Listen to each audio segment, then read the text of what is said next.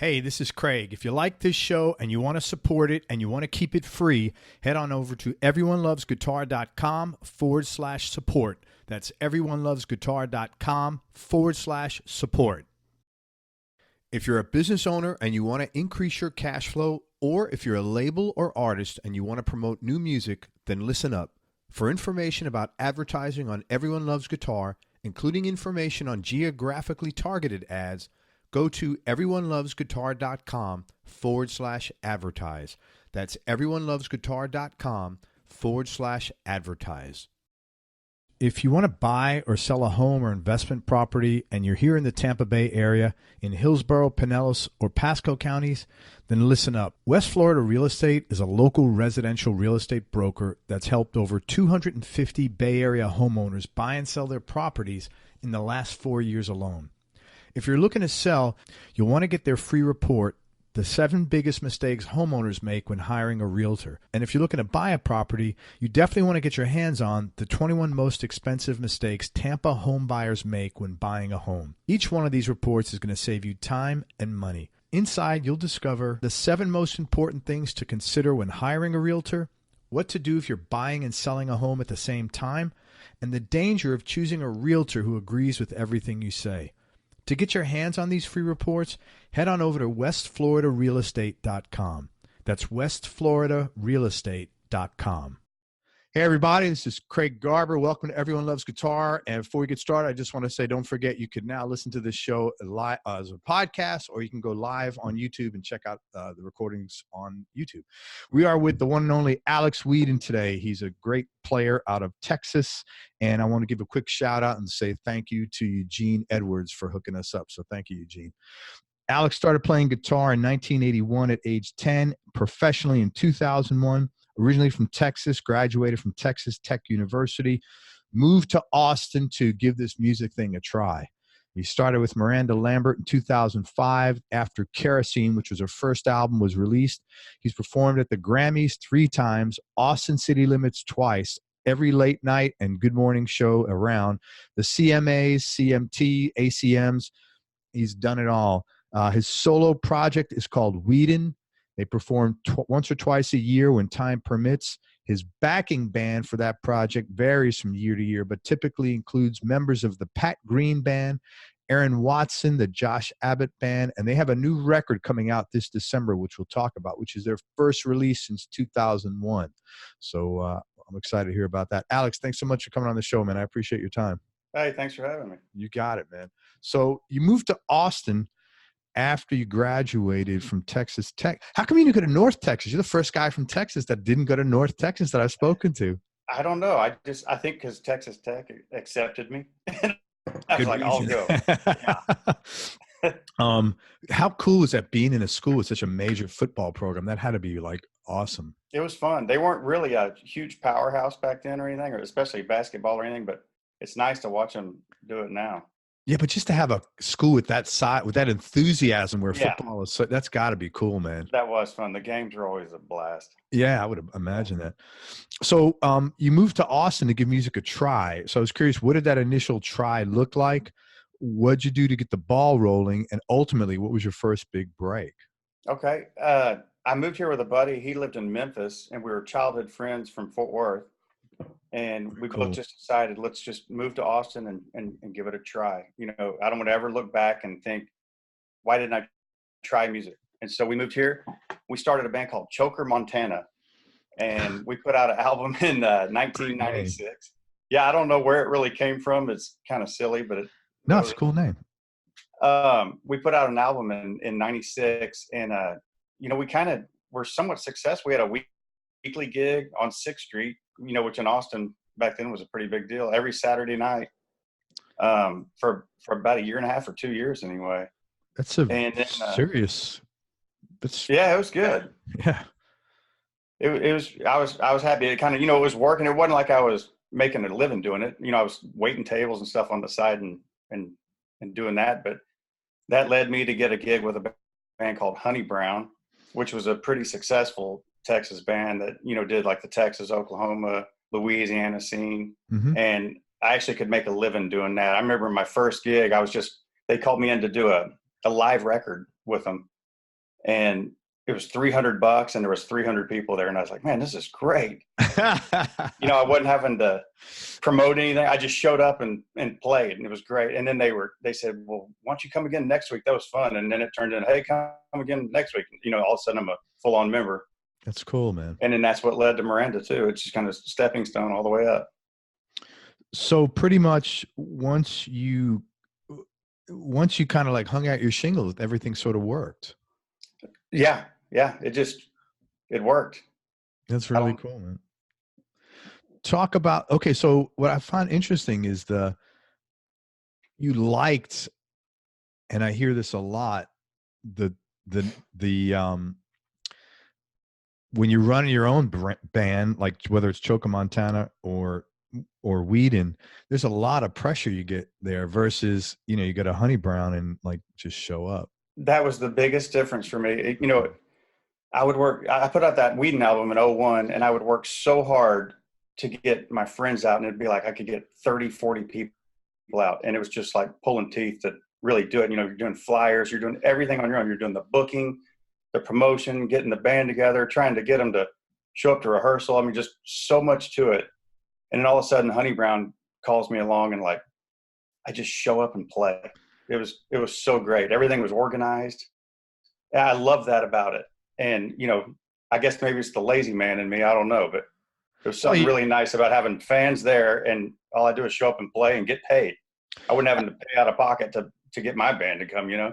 Yeah, I don't know that it's a lazy thing. It's like it's a return on investment thing. I would imagine. Like, you know, you're killing yourself for a low return on investment versus you're showing up, you know, the amount of energy you're putting, you know, you're not you know, you show up and you play, and that's what you like doing as a musician. You play. Right. So I totally get it. I wouldn't think it's a lazy thing, because it's like, it's hard to work and not get rewarded, man, or the rewards are slow, man. So I totally get it. Tell me about your solo project, Weeden. So what made you start that, and what's prompting you to release an album after all these years? Okay. Well, I've had this, you know, that Weeden album in 2001, my first Weeden album, my only Weeden album as of now. And ever since I got the Honey Brown and the Miranda gig, I didn't really focus on it much, but I was always writing and recording at my house, you know, doing Pro Tools. And I think what it is I've got a great batch of songs, you know, over the last 20 years, 19 years since the last Weeden album. I'm real proud of them. That's great. And this Weeden gig we do once a year. It's called Weeden in the Woodlands, and we do it at a place called the Do-Si-Do Big Barn. And it's a pretty prestigious place to play, and it's real fun. They're great to us. I get these top-notch Texas musicians. It's usually somewhat of the same band. You know, I have a drummer that plays with Aaron Watson. I got a keyboard player that plays with Josh Abbott. I got a guitar player from Pat Green, a bass player from Pat Green, Corey Morrow, you know. And so they're all top-notch. Guitar player, a guy named Chris? No, it's Brett Danaher. He played with Pat for 22 years. Okay. I either get him or I get a guy named Cale Richardson who plays with the Eli Young Band right now, another big Texas band. Yeah. So it's at the Do-Si-Do Barn. Do-Si-Do Barn. It's called the Do-Si-Do Big Barn. That's a cool name, man. Yeah. Everything in Texas is like, just sounds cool, man. Yeah. Texas is pretty cool. It is, man. Okay, so you do this gig annually. Tell me about this gig. Well, it's fun because we pack the place. I guess the fact that we only play once a year, people come. And the band I was in, Honey Brown, was pretty big in Texas, so I get a lot of those, you know, old fans from Honey Brown. That's right. And I guess just having the Miranda clout now, people come, and I don't know, it's just a really fun gig. That's awesome. We do no rehearsal. That's half the fun too. These guys are so pro. I send them recordings. I say, you take this part, you take that part, and here's your harmony. And we show up and we just play, and it's a blast. There's like that little bit of tension of, man, I hope this isn't a train wreck. And it, you know, knock on wood, it never is. I'm always the weakest link. You know, it's like these guys got it. I just got to worry about myself. It's great. Are you playing mostly covers, or are you playing originals? No, it's all originals. We play maybe 2 covers at the most. Oh, so you're playing all Weeden material. Oh yeah. That's really cool. So now you'll be playing songs from the new record. Oh yeah. That is very Actually, cool. I have been playing a lot of the songs from because the new records have been such a process. So I've played a lot of them already, but there's a couple new ones since then too. That's fantastic, man. Yeah. And this is on the 20. So anybody who is who's in Texas, man, and wants to go to the Woodlands and check out Weeden, it's December 27th. It is. And where do people get information on that?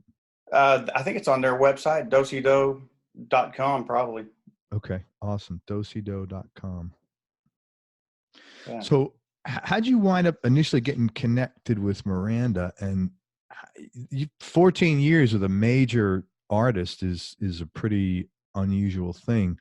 How's that gig changed over this time, if at all? And can you share maybe a funny or interesting story about your experience? Okay. I got connected with her from a guy named Jordan Powell, and I was in that band Honey Brown playing guitar. And here's a funny story.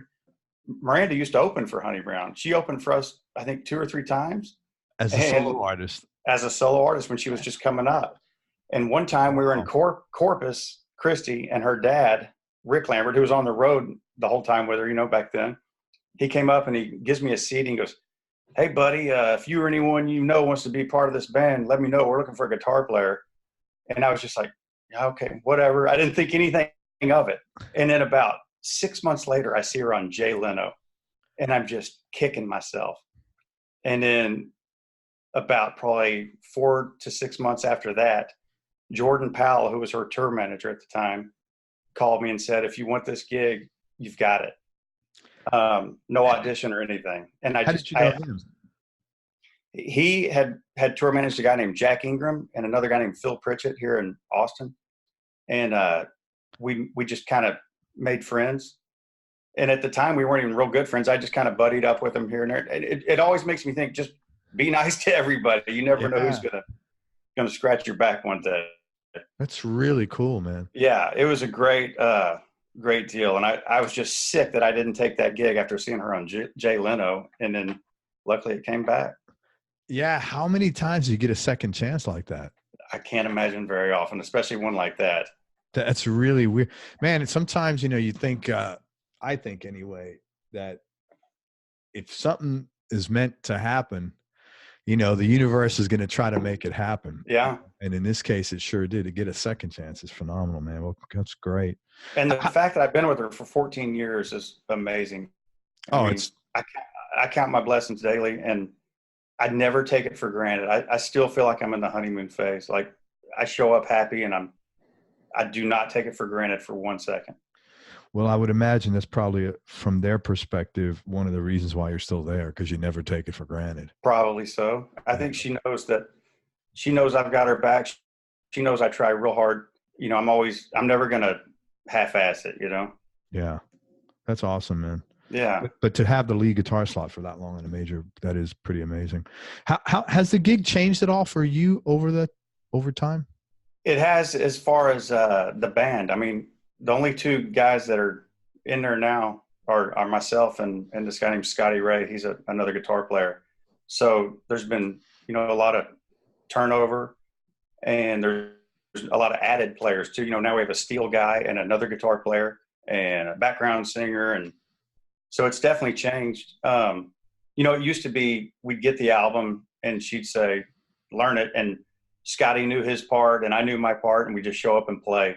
And now there's so many guitar players and stuff that the parts is kind of like, well, hey, what am I doing? What part am I taking here?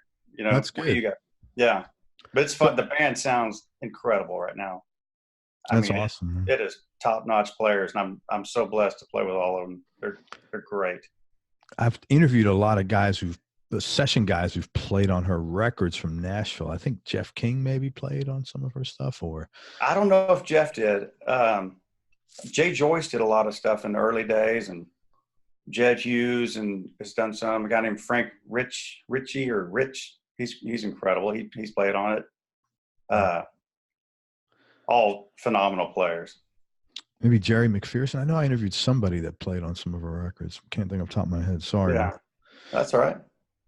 Are you working on anything now that you're excited about? Obviously, you got their new record. Let's talk about your new record, man. I'd like to do that. And we talked a little bit about it, and you said it was a culmination of songs. Is there any like theme to it, or? That's one thing with my music is it can be straight up 80s rock. It's typically pop rock, but then there could be a gospel type song or a love song. There's no theme whatsoever, and I just kind of always write what I write, and usually it's somewhat in the same kind of vein, but it's all over the place. I got to tell you. That's good, man. I don't know if that's a good answer or not, but that's no, it is what it is, man. It's the truth. Yeah. Is always a good answer for me. I'll tell you. Yeah. Okay, so where did you grow up? In Fort Worth, Texas. What was your childhood like growing up? I had a great childhood. I'm not one of these guys that grew up, eating squirrel stew and poor and got kicked out of the house or ran away or had a drug problem or anything like that. And I had a great childhood. That's awesome, man. And I'm very thankful for it. And my parents were always real supportive. They wanted me to do music and really try it. It was my dad's idea for me to move out of college and go to Austin and really give it a try. He was like, just go there and try. And I probably wouldn't have done it without him and my mom urging me. Wow. Yeah. That's so cool, man. I know you always hear, go be a doctor, be a lawyer. My parents weren't like that. They were like, do what you love. And that's what I love. Let me tell you, the number one characteristic of successful guitar players, and I would assume, it'd probably be safe to assume musicians in general, number one, at least of the 550 people I've interviewed, supportive parents. Yeah, I believe that. Even if you have dysfunction, alcoholism, drugs, money, supportive parents is the number one. There's very few people I've interviewed, probably less than 10. Wow. Where the parents like, no, man, I didn't want it. They didn't want me to do that. They wanted me to, doctor, whatever plan, yeah. You hear a lot of times, I hope you have a plan B, or I wish you had a plan B, but everybody was super supportive, man. Yeah. That's great. Yeah, it really is. And I would imagine, I got to believe if you looked at the most successful people in all professions, that having strong parenting support was probably a factor of that. I would imagine so. Yeah, man. Yeah. And I did have a plan B, and I still do have a plan B. I just hope to God I never have to do it. Dude, I hear you. What's your plan B? Well, I have a degree in restaurant management, which I don't want anything to do with ever. And I have a real estate license that I keep active. Well, dude, that's a good living. It is, but I don't want to do it at all. I really don't want to do it. Do you know a guy named Eric Halbig? I do not. He's a session player, national, and a producer, and he's got a real estate. He's very active with his real estate. Yeah.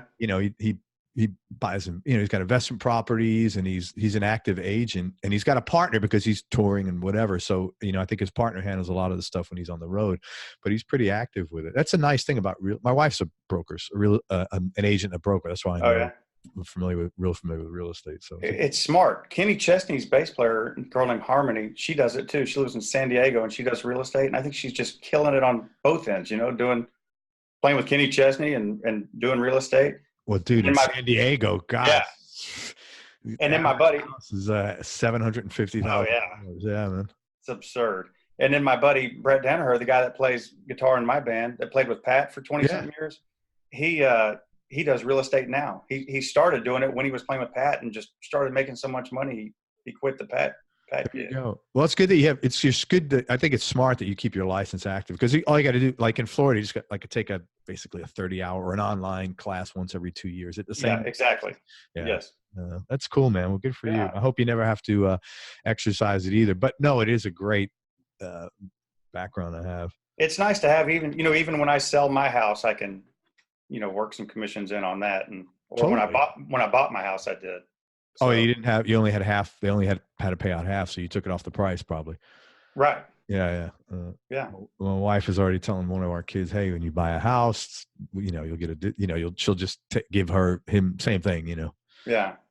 Do you have brothers or sisters? I do. I have a sister named Shayna, and she is a total badass. She's got more balls than I've ever had. She's very independent. She moved to Mexico, knowing like 8th grade Spanish, and just moved there on her own, moved to Tasco, which is the silver capital of the world, and went out there and became a silversmith. So she makes jewelry. Smoke. Yeah. She's a great jewelry maker. Yeah. That is really adventurous, man. Oh yeah. I'm sure. Was she the one that like your parents were up nights worrying about? Yes. I got one of those, man. It's just my daughter. Same thing. The sons was fine. The daughter. That's really cool, man. Is she involved in music at all? Not at all. She loves music, and she's turned me on to a lot of music. I mean, she has great musical taste, and I always looked up to her, and still do. That's cool, man. I'd like to hear that. Yeah. What kind of work did your folks do? My dad was always real estate when I was a kid, till I was about probably 18, and then a big real estate bust came. And so then it seems like the last 25 years, he's like a hustler. He's this kind of guy that does something. He's either buying and selling cars, or buying and selling guns, or doing some kind of oil deal somewhere, or a warehouse in Mexico, or just something. He's just always an entrepreneur. He's just always got something going. He's never had a boss. He's always been his own boss. And I mean, even when he was doing real estate, he was a broker. It was just him on his own. Yeah. And then my mom has never worked. She's always been a housewife. That's cool, man. Yeah. That's really nice. Yeah. Did you know early on that you wanted to play guitar for a living? I knew that I would like to. I mean, it was always my dream. I mean, I dreamed about it. I started playing in 5th grade. I started playing drums and guitar, and I always knew that I would like to. I never really thought it would pan out. In fact, my biggest dream in the world was to be in a band that could go play House of Blues around the country, or like Antone's or whatever, and sell it out. And now it's like with Miranda, she can't even play those places. It's crazy. What's the biggest place you've played? The biggest? I would say the grandest was Madison Square Garden, as far as just, top tier gig. I would say the biggest crowd was probably the Houston Rodeo. I think she did a little over 72,000 there. When I ask players, Madison Square Garden always comes up as the most, not always, but very often as the most, at least from indoors, as the most special place to play. It is that. And then as far as outdoors, probably Red Rocks. Oh, yeah, that comes up a lot too. And we've done that one, I think, 4 times now. And I guess it was 2 years ago, she actually did it as a headliner 2 nights in a row. So it was pretty awesome. Man, any low points or dark periods you've had to deal with throughout life? Man, in all honesty, not really. I hate to sound like a jerk, but I hadn't had any of that. Don't sound like a jerk. I'm really happy.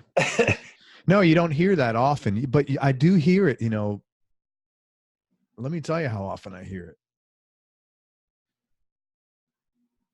1 out of 75 to 1 out of 100.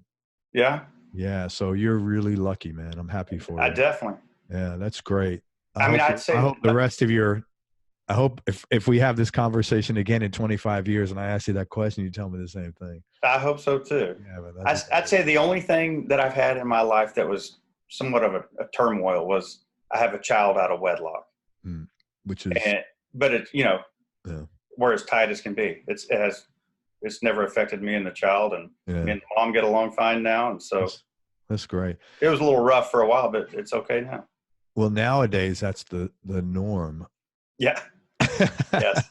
Sadly it is. No, nobody gets married anymore. It's quite funny, man. Right. It's real funny. In fact, my son was telling me I shouldn't be saying that he was thinking about getting married to his girlfriend. I was like shocked. Yeah. Never, I guess he's comfortable. He found the one or whatever, but how old is he?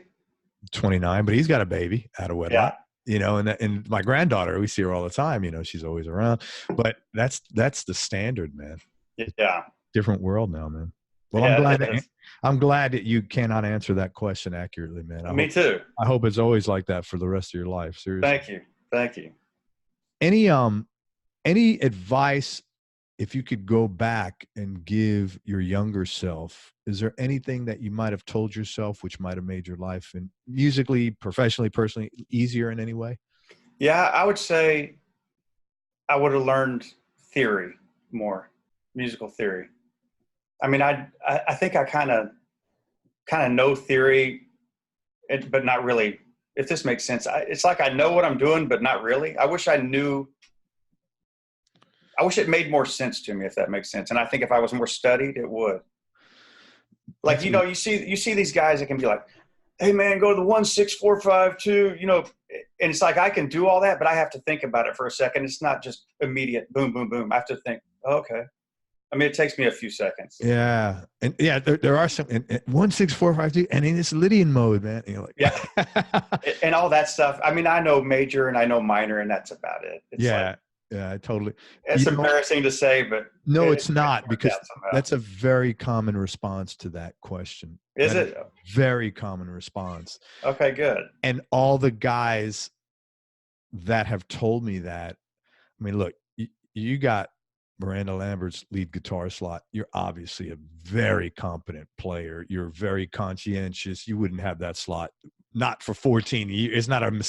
It's not like random luck, right? Right. You've earned it and you worked your ass off. So, and you clearly know what you're doing musically, but it's the guys that tell me that are always, it's just something that like, it's more of like, I wonder what would have happened, or I'd feel more comfortable, or like when other guys say that, I wish I could step up and, you know, sort of like that thing. But that's a very common answer, man. Yeah. Man, I think one of the real reasons I have this gig with her, or I've kept it with her, is because I'm very consistent. I don't mess up very often. And if I do, I get real down on myself. And I think she knows how much I care. Like, I know this is her name and her gig. She could have any guitar player she wants for the most part. But she knows I care. She knows I'm going to be up there and I'm going to give it 100%. And if I do screw up, which is pretty rare, I got to say, because I work, you know, I work hard on it. Absolutely. That's awesome. My gear always works. I'm never late for anything. I don't do stupid stuff, you know. And so you're a pro, man, and that's what it takes to hang on. You know, getting that gig is great. Keeping it, different ball game, man. Yeah. You got to be doing it every day, all the time, man. And those are the guys who deserve, or gals, the people that deserve that gig. You know? Right. I agree. Congratulations to you. Thank man. you. So you got a pretty impressive, I know you have a pretty impressive guitar and amp collection. So let's talk about, and Alex told me he just before we started, he was telling me he's got a nice junior, Les Paul Junior up there. And he said he takes his 56 Junior original on the road. And we talked about it. He said, man, because a lot of people don't do that. And I really like what you said. You said, man, I got it insured. I bought it to play. Let me enjoy it. And I thought that was very smart, man. Yeah, absolutely. I got it. When I bought it, it had a broken headstock. I bought it at Chicago Music Exchange. There's my wife. And then I paid $3,500 for it, for a broken guitar that I couldn't even try out. And yeah, but what would it have cost if it was right? Yeah, it would have been 7 to 10 at the time. Yeah, at least. And all my buddies in the band were making so much fun of me, and it's one of my favorite guitars I have. It sounds great. I have one tattoo on my body, and it's a P90 from that guitar. That's cool. Who fixed it for you? The Chicago Music Exchange actually did. Oh. And then they mailed it to me fixed, and it was awesome. And then we did a gig in Vegas one time on the rooftop of the Rio. We did an Elvis song for a TV show, and it was so hot. And I played a Strat on that show, and the guitar was in the trailer, and it was so hot that the glue came undone and it snapped. Oh. So I had Gibson Custom Shop repair it, and then they sent me another one, a reissue, for free that looks just like it. And they're like, take this out on the road. And I did for about 2 years. And then it hit me. I was like, man, my real one is hanging on my wall. It's not I want it to have all the stories. You know, I don't want to look at it when I'm 70 years old and be like, yeah, this one sat on my wall the whole time. I'd rather it be out there. Man, that's great. Yeah. And I've got a 69 Marshall that I take out there, and it's worth some money, but it sounds great. And it's a workhorse, I use it. Where'd you get that? I got that at it's called I think it was called Willie's Guitars out in Minnesota. I know that place. I mean, I know of it. I've heard other people talking about it. Yeah, it was a cool place. Tell me about that Marshall. It's a 69 small box, 50 watt, and it has no mods whatsoever. And it's bad at the bone. It's tough. I typically A/B that with a Fulton Webb. It's a brand out of here, Austin, or a Greer, a guy out of Athens, Georgia. I play his stuff a lot. I play his pedals and amps. Greer, why do I know that? Nick Greer, he's awesome. Yes. Awesome dude. He makes a pedal called the Lightspeed that's really taken off. What does that do, that pedal? It's an organic overdrive is what it's called. And basically it just adds a little hair without messing up your sound. You know, some of them just mess up your sound, and this one doesn't. It just makes everything bigger. That's and I almost leave it on all the time. I mean, if I'm playing a telly, it's on. If I'm playing a song that just needs a little oomph to it, it's on. It's a great pedal. I've got one on my flyboard and one at home. One on my main board and one on my flyboard for, you got to have it. And what's it called? It's called a Lightspeed. Greer Lightspeed. Great pedal. What is your number one? What's your go-to guitar? What would be your top three, basically? My number one is a Red ES335 that Gibson gave me in, I believe, 2008, maybe. It's just, I see one behind you there. It's such a versatile guitar. It looks great. Doesn't that? I mean, they're beautiful. So cool looking, man. And my dad always wanted me to get one. I just never liked the look of them really. And then finally, I saw Elliot Easton had a sale where he was selling a red Gretsch with gold hardware. I was like, God, that is bad to the bone. And I was like, I'm gonna ask Gibson for a red 335 with gold hardware. That's the one on your Facebook. That's the one I play pretty much any TV show I'm playing it. I play it about half the show live, if not 3/4. But they made fun of me when I asked for it. They're like, gold hardware on red? And I said, I go, just trust me. And they sent it to me. It had the black pick guard and the black knobs, and I changed it to gold knobs and took the pick guard off. I wanted it to be as bright and as obnoxious as possible. And it's beautiful. I think it looks great and it sounds great. I can get clean. It's clean. I say it's clean to mean you can get it totally clean, or you can have it just ripping. What pickups are in there in the 08? Is it the 57s? The stock PAFs. Oh, it's a classic 57s. Yes. That's what I got in there. I love those pickups. I absolutely love them. Yeah. Man. They're so. Yeah. I got them in there, and I got them in my SG as well. I love it, man. Really, they're good. Okay, so your 2008 335 was number one. What's 2 and 3?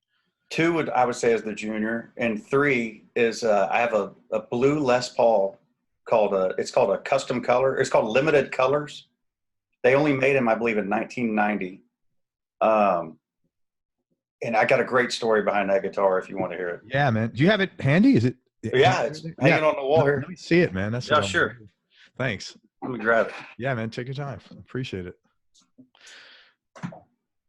If you're listening to the audio instead of the watching the video, Alex got a really cool office. It's painted it's almost like a combination of Fiesta red and it's and candy apple red. The paint on your walls, and it looks great. You got the poster and the David Bowie.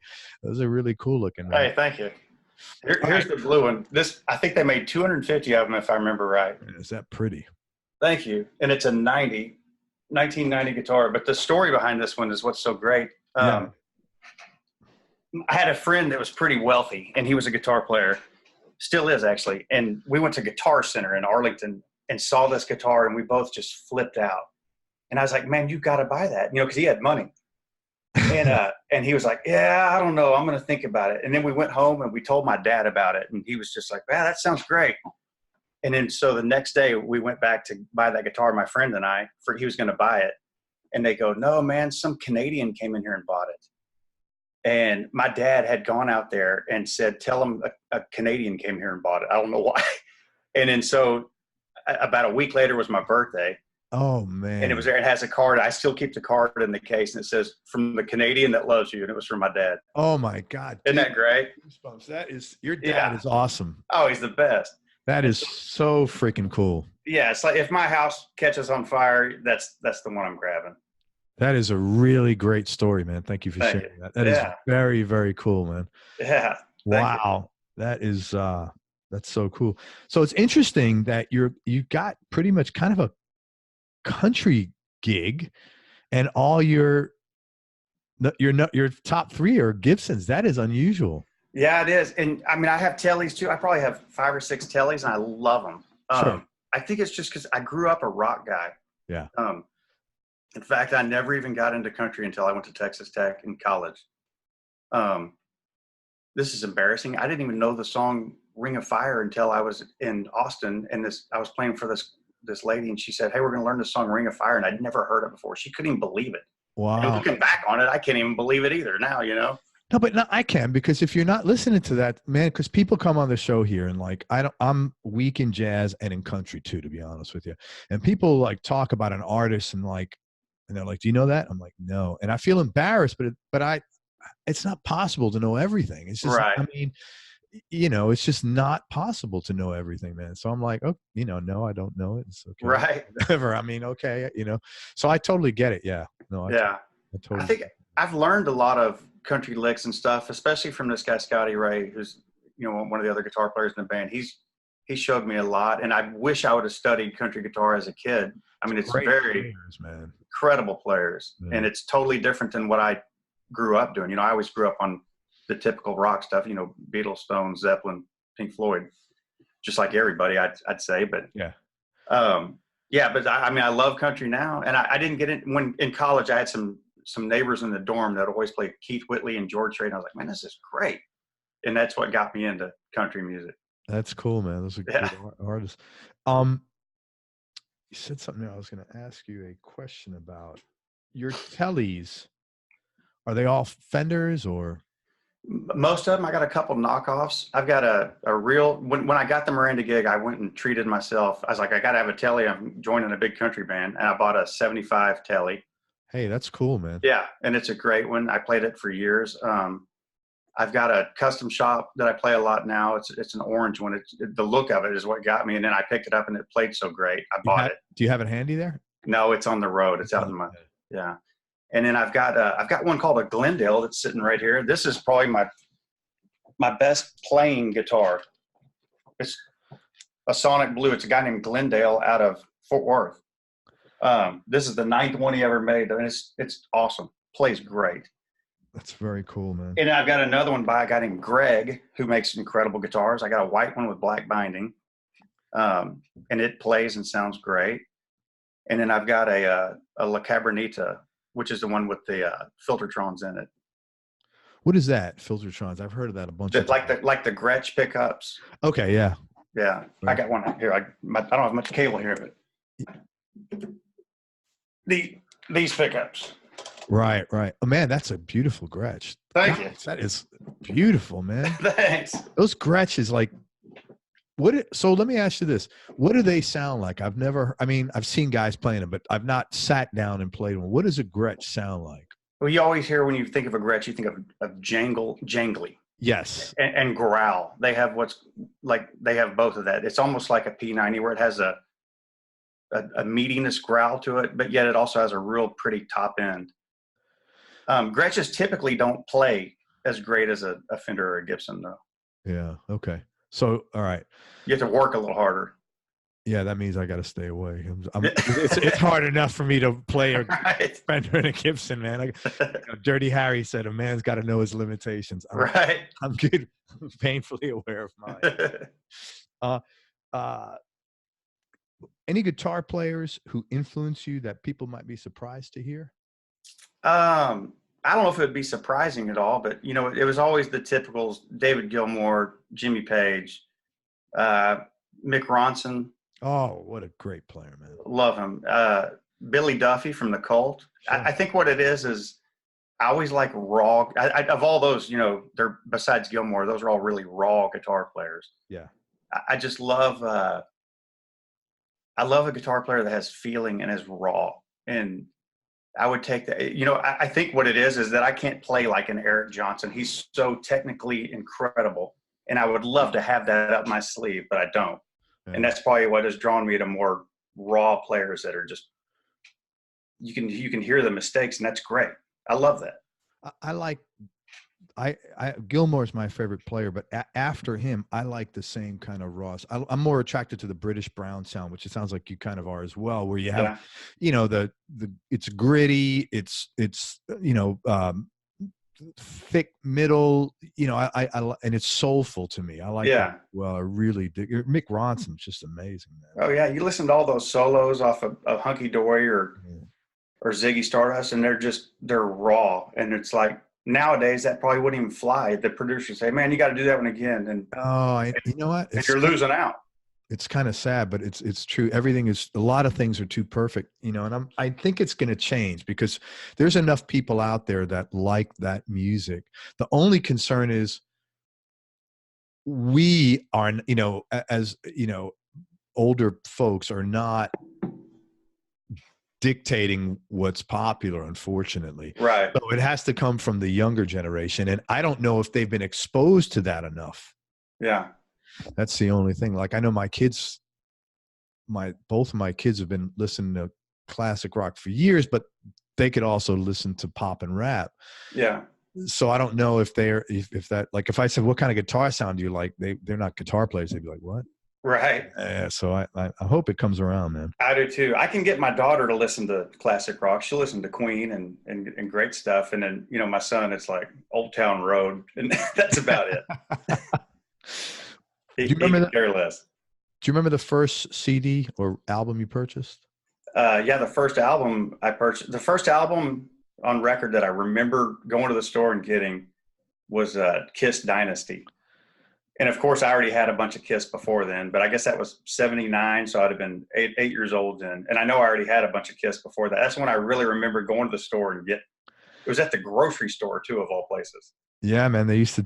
You know, I'll tell you something. People that I've interviewed in your age bracket, Kiss has been the #1 influence on them. It's literally to get, you know, like Ace Frehley and that band has influenced more people to become guitar players. And I could definitely see that. Yeah, for sure. Yeah. And then the first tape I ever bought was a 3-Lock Box by Sammy Hagar. And I actually got to meet Sammy a couple times, and I told him that, and he actually sang the first couple lines to me. It was great. I said, hey, Sammy, the first tape I bought was 3-Lock Box, and he busts into "Suckers Walk, Money Talks." And then I got a picture with him, and he's holding up, 3 fingers. Oh, that's cool, man. Yeah, that's great. That is really, he's such an animated guy, and he's done so many different things in and outside of music, man. He's so great. I just went and saw him at the Moody Theater here where they tape Austin City Limits maybe a month or two ago. And he's 71 years old, and I guarantee he's in twice as good a shape as I've ever been. He sang great, played great. He was so cool. I got to hang with him backstage for a minute. He was as nice as could be. Yeah. He's just, man, it made me really think I need to start taking better care of my health. I want to be like that when I'm 71 for sure. Well, it's funny because he said something about his son on some social media, and then had a picture of him like, he's 71, but you don't think of that. His kid is in his probably like late 40s or 50. Yeah. And I'm like, who the hell is this old dude? How is this his son? But yeah, just the numbers. Yeah, he's just extremely youthful for sure. Yeah, absolutely. And he sounded great. And he had so much energy on stage. He was awesome. A friend took me. I didn't even think to buy a ticket. A buddy called me, said he had a ticket. I was like, sure, I'll go. And it was great. Apparently the secret is Mexico and tequila. I guess so, huh? I don't know. Sammy's not known for staying in shape. He's not. Right. Maybe we're all got this wrong. Maybe I need to drink more tequila. My hair will grow like his. He's got this huge head of hair, the whole deal, Yeah, he did. Well, I'm beyond that, man. I can drink myself into a coma. That won't happen. Desert Island Discs, top 3. No particular order, just for today. Top 3. I would say the Archangels. Have you ever heard of them? Oh, yeah. Tommy Shannon and Doyle Bramhall, Charlie Sexton, Tommy Shannon, Chris Layton. That album to me is great. It's the perfect amount of just. It was produced by Little Steven. It's just every song's great on it, I think. That song That one is one of my favorite songs. It Too Many Ways to Fall. Remember that? Yeah, Oh, that's a great one. what an incredible song, man. So that album for me, I'd probably say Hunky Dory, Bowie. Oh, a great record, man. Yeah, and maybe Abbey Road. I've always loved the Beatles, and we did a thing one time where we dissected side 2 of Abbey Road, and we learned that as a band. Oh, wow. And it's like you already know they're geniuses, but then you really dissect it, and it's like, good God, they're beyond geniuses. The way everything it all comes back to C, basically. It's just, they're awesome. I mean, that album to me is untouchable. What band do you do that with a band or with? We did that with Miranda's band. We'd do it at soundcheck just for fun. That's such a cool thing to do, man. Yeah. And I agree with you. Side 2 Abbey Road is golden, man. Oh yeah. Hey, you're married with a couple of kids. I know that, but you got a really cute story about how you proposed to your wife, and I was wondering if you could share that. Okay. We were in Temecula, California, and I think it was the day before New Year's Eve. And so I taped "Christy, Will You Marry Me" on the back of my 335. It's so cheesy, and then Miranda had us do solo. We'd always take a solo, like she'd give me a spot and introduce me, and I'd take like a 3-minute solo or whatever. That's a long solo. Yeah. So during that solo, I did the wedding march, the dun, dun, dun, dun, dun, dun, dun, and got down on one knee, and then flipped the guitar over. And Miranda's trainer at the time had brought her up front row. And so she was right there, and I had the ring in my back pocket. And so, dude, that is so cool. She was probably hysterical crying or like, oh yeah, it was great. That's great, man. Yeah. And then it was pretty cool. Yeah. And how many years ago was that? That was 8. Congratulations, 8 years ago. man. I tell my wife that it only feels like 4 underwater. Congratulations. That's a cute story, man. Thank you. What would you say the best decision you ever made is? Well, I guess now I have to say getting married, right? I don't know. It's up to you. Probably becoming a Christian. I mean, not even probably, for sure, becoming a Christian and having a family. It's interesting. Coming out of the business world, I always notice business guys that have become Christians got to tell you about it all day long. Whereas all the musicians who've become Christians, they're like really cool, like just like, this like proselytizing is not necessarily part of the deal for them. It's a very big difference, and I've noticed that. Right. I don't know why, and I'm not drawing any conclusion, but I just have noticed it. It's really, really like business guys. Everything they lead with is that. Whereas a lot of the musicians I've taught, it's just like it's just it's their thing. It's your thing. It's your faith. It's there's no. I find there's less of a compulsion to, like, preachers, I guess, to preach about it than with people. I don't know why. It's interesting. I never like being a loudmouth about religion or politics. I just, you see it mess friendships up and stuff. And why do it? Yeah, no, I hear you, man. I agree with you. It's your thing and you enjoy it and it's your family and boom, I agree. Yeah. But it's interesting. What's your definition of happiness? I don't know. I guess just, I think I've been trying to work on this too, is looking more positively at things. I tend to worry a lot. I think I worry way too much. My mom always makes fun of me. She calls me Big Daddy, which was my grandfather's name, and supposedly he worried a lot. And I think maybe not worrying is probably the key to happiness. Yeah, well, it helps. I'm trying to, I definitely don't, I think not taking things for granted too. Like, I definitely don't take my job for granted. I don't take my family for granted. Everything I've got, I don't take it for granted at all. Yeah, you come across as a guy who's got a lot of gratitude for where he's at. Yeah, I mean, I should. It seems like even if something for a second does go bad, it's just fine. Everything works out. It's always fine. I think for the most part, everything does for everybody. But this guy told me this one time. He said there's this little word, dirty 4-letter word called time. Yeah. And he told me that he was a guy who got sober. He'd been sober quite a long time, but he was a pretty spiritual guy. And he was saying, he said something like, look, just remember that no matter what situation you're in, it's going to get better. He goes, it's just time. And he told me that. And I've had some dark days since then, because he told me this, God, 25, 30 years ago. And it did make it easier knowing that everything is temporary. And of course you want to hop in a time machine sometimes and like get to the end of it sooner than later. But it was kind of comforting that he told me that, because I was like, yeah, that makes sense, man. Yeah, that does. Yeah. And it actually helped. It took some of I used to worry a little bit, and it took a lot of that away from me, because I knew, okay, this is going to last from here to here. I don't know what here is, but man, me worrying about it is not going to shrink the time frame. Right. So I just sort of like started letting it go a little bit. And then gotten older, I don't worry much at all, really. That's good. That's kind of what my wife's been telling me too, is like, you worrying about it is not going to change it. Just go on. Yeah. And I've been really trying to apply that more. My wife makes up for it with me. So you guys just have it reversed. Best childhood memory? Probably driving around with my dad in cars. My dad was a big car guy. He still is, and I am too. And I always remember he always had some kind of cool car, and he'd take me driving around in it. That's nice, man. Yeah. Are your folks, do they live near you, or? I'm sorry? Do your folks live near you? They're in Crescent, which is just outside of Fort Worth. So it's about 2.5 hours. I live in Austin. Yeah. You get to see them a lot?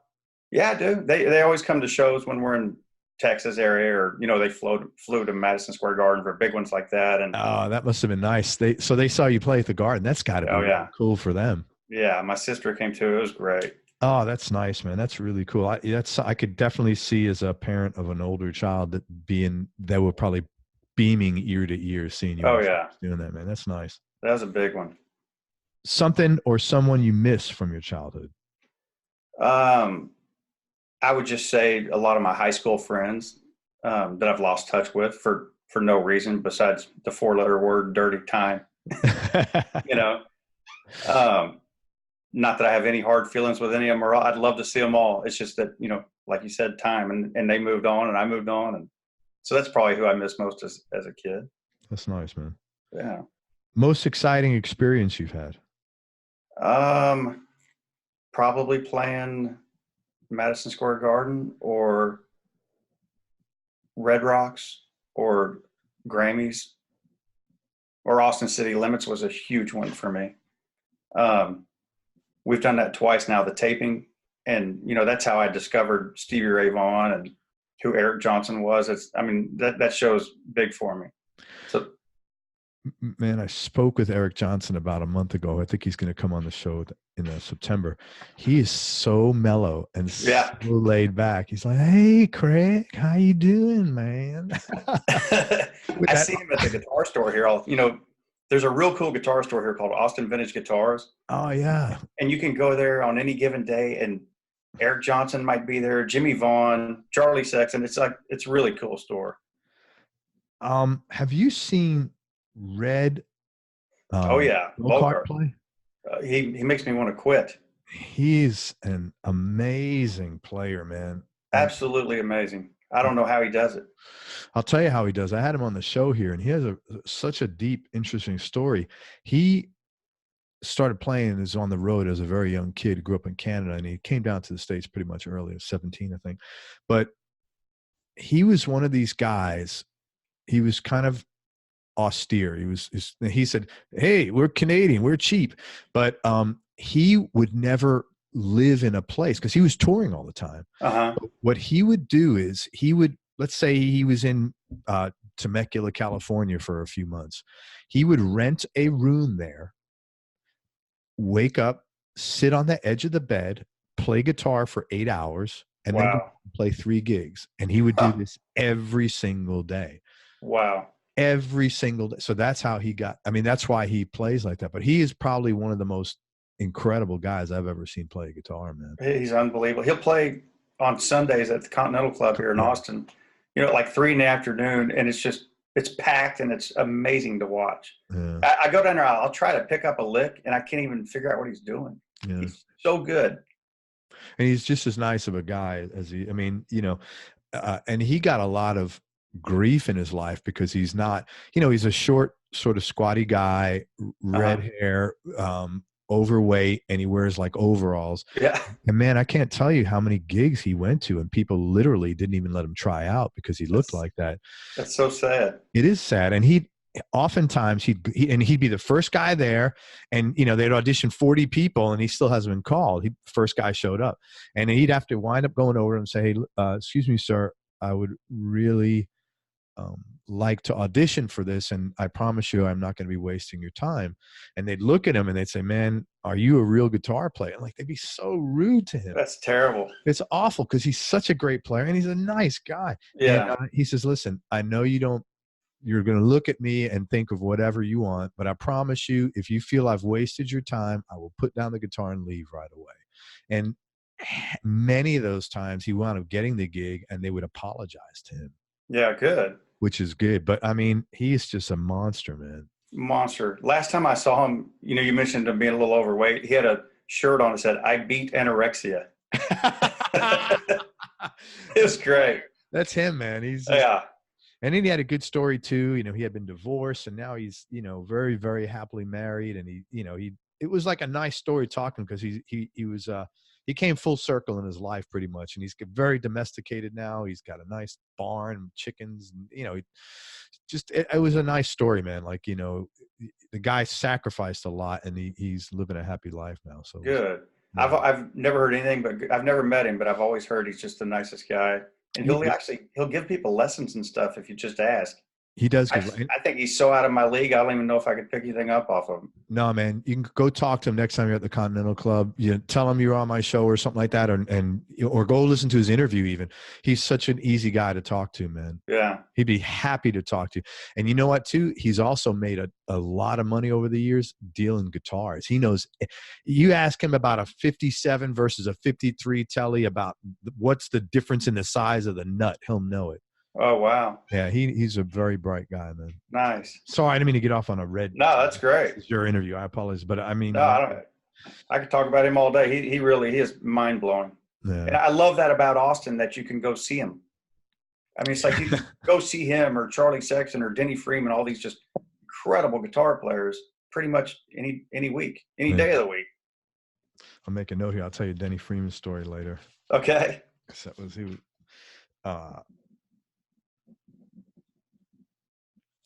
all righty. Here's a good question for you because you've had a lot of these. Happiest moment or time in your life? I'd say right now. But I think the thing is I always say right now. When I was 27, I said right now. When I was 33, I said right now. I just feel like it's always been charmed. Man, I am really happy to hear that. Thank you. Honestly, that's great. I think when you have that attitude too, your kids are more likely to have that attitude. That's the kind of thing that's contagious, Yeah. I think that's great. Yeah. Most important thing your dad taught you? Most important thing about that, he always told me loose lips sink ships. And then he always says, think before you speak, son. And I think that he taught me that, but I didn't listen to either one of them. I'm a blabbermouth, and I really should listen to what he says about that. But that's probably his biggest thing that he tells me, and I don't do it. How about your mom? Most important thing she taught you?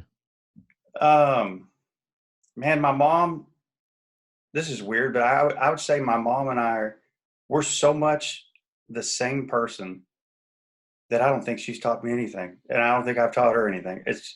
We're like exactly the same. It's going to sound stupid, but no, it doesn't sound stupid at all. My mom and I are so much the same and so tight. We don't even say I love you because it's such a given, if that makes sense. It is, because you have this bond that's, I totally get it. Yeah, it's almost like I am her. We're one. I totally get that, man. My older son and I, we're not the same, but we have this bond like that. That's pretty cool. And I feel grateful for that. You know? Good.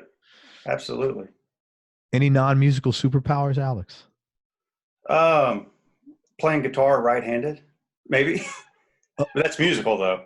But Wait, are you a lefty? I'm a lefty in everything in the world except the drums and guitar.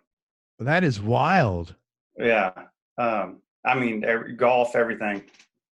And I went to my buddies when I was a kid and picked it up left-handed, and he goes, "No, dummy, this way." And I was like, "Oh, okay," and switched. Holy smokes! And you didn't know any better, so you're just like, okay. Yeah, I was like, "Okay, sure." And so I've played right-handed ever since. That is wild, man.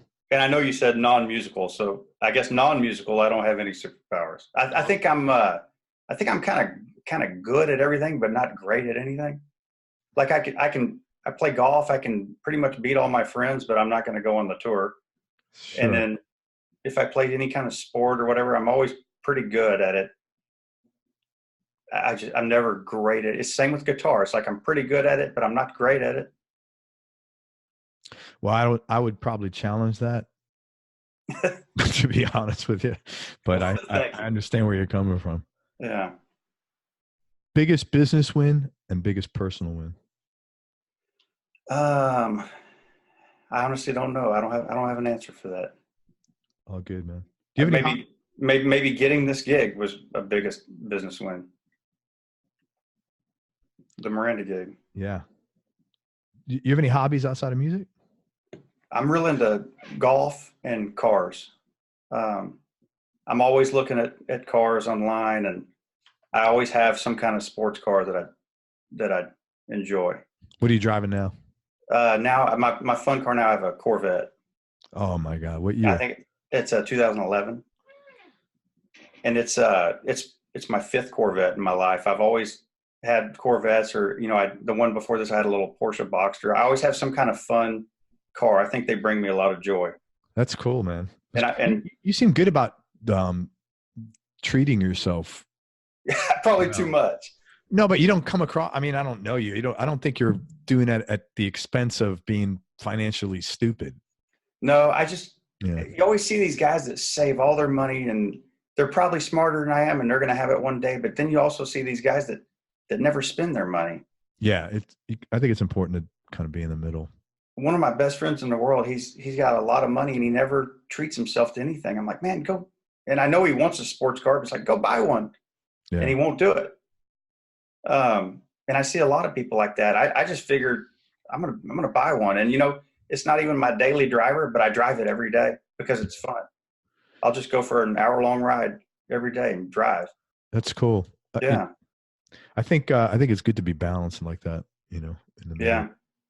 I mean, one day I'm probably going to look back and have no money and be sick about it. Who knows? But I know right now I sure like it. But you have a lot of memories. Yeah. A ton of memories. And I think that's real important. 2 more questions, man. Most important lesson you've learned from your business? Most important lesson. Probably just be grateful, be professional. I know that there's thousands of guys out there that can smoke me on the guitar, but I've got this gig, and so I need to keep it. And the one thing I always say about guitar is that, about playing music for a living is exactly that. You play. You never say, let's go work. You say, let's go play. And you got to keep that in mind. Your job, you play. I mean, athletes get to say that, and musicians get to say that. And I can't really think of anyone else that gets to say that. That is really good. I keep that in mind a lot. So you make sure to have fun and keep it light. Yeah. As much as you can. That's great, man. Be professional, be grateful, and do it. Just have fun. Yeah. And you know what, man? I'm just working out the math here. Dude, you don't look your age. You look great, man. Well, thank you. Thank you. What's your skin cream, man? I don't know. I really don't even work out a whole lot, and I eat terrible. I don't know what it is. Yeah. I've had all these wrong philosophies, man. I've been working out and doing all this shit. And I'm old as hell. Last question, Alex. Biggest change in your personality over, say, the last 7 to 10 years, and how much of that change has been intentional and how much is just a natural process of aging? Okay. I would say I've turned into my dad, just having kids. It's always, hey, be careful, slow down.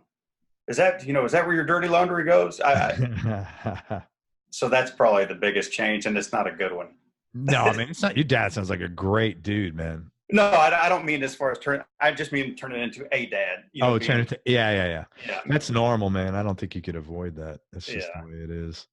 The only way, actually, the more kids you have, the less of that. By like the third one, you're like, man, whatever. Yeah. No, seriously, it's like, because you just don't have the bandwidth anymore. It's like, right. As you know, you've got two. It's not like it's twice as much work. It's like exponentially. Yeah. Right. But if you have a third, it's exponent. So it's like, no, man, I can't deal with anything. Dude, listen, I really appreciate your time. Thank you so much for being so cool and so open. I want to tell people where to get turned on to you. It's Alec Wheden. He is a lead guitar player from Miranda Lambert. So check out. When's Miranda going on the road? Or is she on the road now? Or we've been off for 9 months now. We played a ACM show, which is an award show, and we just played a gig last week in Chicago. And then there was a festival at the Tennessee Titans Stadium. That's the last 3 gigs we've done in 9 months, but we're really gearing up. As of next week, we kind of hit it hard. Okay. So yes, I'm ready to go. I bet. For sure. Where is this next tour going? Everywhere, all over America and Canada, but it's actually kind of the smaller cities to start with. I think the biggest city is New Orleans. Okay. And I think there's a Toronto in there maybe, but I think the top of next year will probably be more of the big stuff. I don't know yet for sure, but I would imagine that'll be all the LAs and Dallases and New Yorks and all that stuff. Cool, man. So you'll be busy for a while now. Yeah, and she has a new album. We got it, and it's to learn, and it's great. Very cool. I mean, it's great. I'm excited about it. Oh, so you'll be busy for a year to year and a half. Yeah. Oh, I mean, in the 14 years I've been with her, this is the only time we've ever had really time off. And I think it's the bigger she's gotten, the more popular. She doesn't have to play every gig that comes her way, Sure. Yeah. And so it's awesome. She pays us more now than then, and we work less. So that's kind of the American dream, right? Yeah, man. Good for you. I hope that keeps going. And I hope you guys come down here. I'll come see you for sure, man. Yeah, absolutely. You're in Tampa, right? Yes, sir. Yeah. I'll have you out for sure. That'd be great. Hey, let me tell people where to find you and what you got going on. First of all, Alex is, you can find him on social media at Alex Weeden Music, WEEDEN, on both Instagram and Facebook. His band Weeden is dropping a new album in December of this year. So he will be promoting that on social media. Check that out, please, and support his music. He is also, every year he does a concert. It's a charity event, isn't it? No, it's just a gig we do once a year. For some reason, it was a charity event. I'm sorry, I read so many bios. It's called Weeden in the Woodlands, and that's in the Woodlands in Texas, of course. It's on December 27th, and it's an annual event that they do. It's a big deal, and check him out if you're in Texas. Again, December 27th. Go to dosido.com. It's Do-Si-Do Big Barn. I believe it's a dosido.com would be their website. Well, just look up Do-Si-Do Big Barn, and it'll be on there. And it's on December 27th, so check him out. And check him out on the road with Miranda. And anything else I left out or forgot? I can't think of anything. I sure appreciate you having me. No, man. Thank you very much for everything. Yeah, you're a really easy guy to talk to, and you got a great attitude, and I could see why you've been with Miranda 14 years, man. And I'd call bullshit on that you're not a good guitar player. Well, thank you. I'll talk to you again. Everybody, thank you so much for listening. If you enjoyed this interview, please share it on your social media channels. We appreciate your support. Thanks very much to Alex Wheden for coming on the show. Please check him out on the road with Miranda, and check out Weeden, the new album that comes out in December. Make sure you go to everyonelovesguitar.com, sign up to get on our newsletter list so you and I can connect. And most important, remember that happiness is a choice, so choose wisely. Be nice, go play your guitar, and have fun. Till next time, peace and love, everybody. I'm out. Thank you, Alex. Thank you.